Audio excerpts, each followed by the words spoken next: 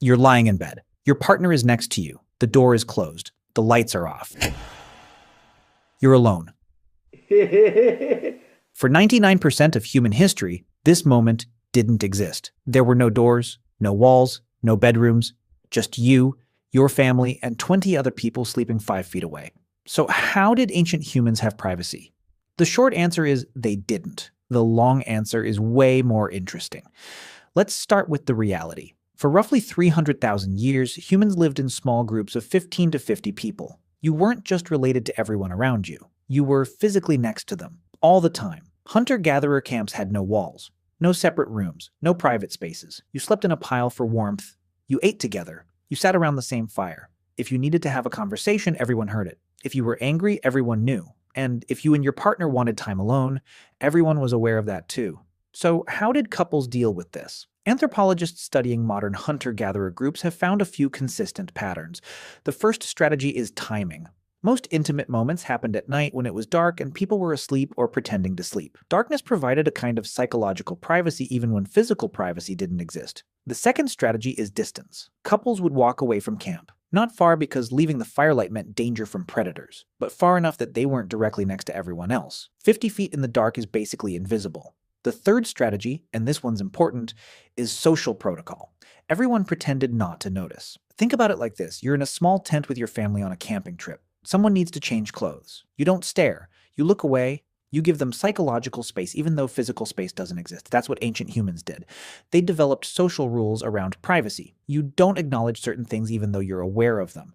But here's where it gets interesting. Privacy as a concept might not have mattered to them the way it matters to us. Anthropologist Colin Turnbull spent years living with the Mbuti people in Central Africa.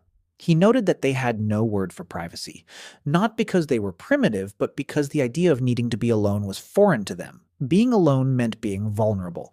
It meant being separated from the protection of the group. For most of human history, solitude wasn't a luxury. It was a death sentence. Let's talk about the bathroom situation because everyone wonders about this. Ancient humans didn't have toilets. They didn't have outhouses. When you needed to go, you walked away from camp, usually to a designated area downwind. You did your business and came back. Was it private? By modern standards, no. You were visible. But again, social protocol mattered. People didn't follow you. They didn't watch. They gave you the illusion of privacy through intentional ignorance. It's the same way modern humans handle public restrooms. There are other people in the room. You can hear them. They can hear you, but everyone pretends they can't. Now let's address sleeping. Ancient humans slept in groups, not because they wanted to, but because they had to. At night, temperatures dropped, predators hunted, fires needed tending. Sleeping together meant warmth and safety. Archaeological evidence from places like Ohalo II in Israel shows that 23,000 years ago, humans built small shelters barely big enough for a family to lie down in. Everyone was touching. There was no rolling over without bumping into someone. And this continued for tens of thousands of years. Even in medieval Europe, entire families slept in one room, often in one bed. The idea of children having their own bedrooms is shockingly recent. It didn't become common until the 1900s. So when did privacy actually become a thing? The answer is agriculture. Around 10,000 years ago, humans started farming. Farming meant staying in one place.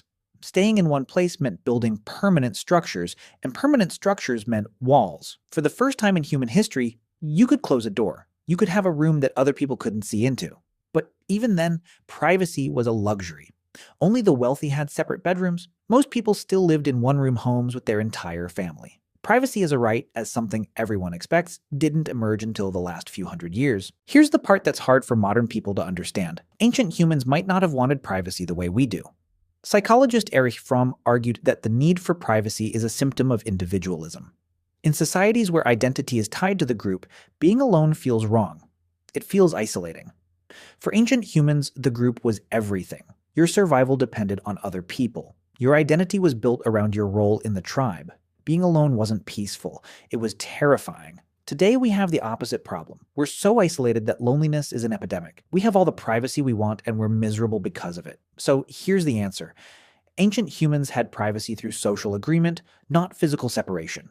They created invisible boundaries using timing, distance, and mutual pretense.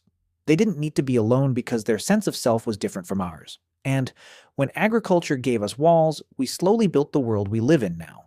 A world where you can close a door and be completely alone, where you can go days without seeing another person, where privacy is so common that we've forgotten what it cost. For 290,000 years, humans were never alone. Then we invented walls, and we've been lonely ever since.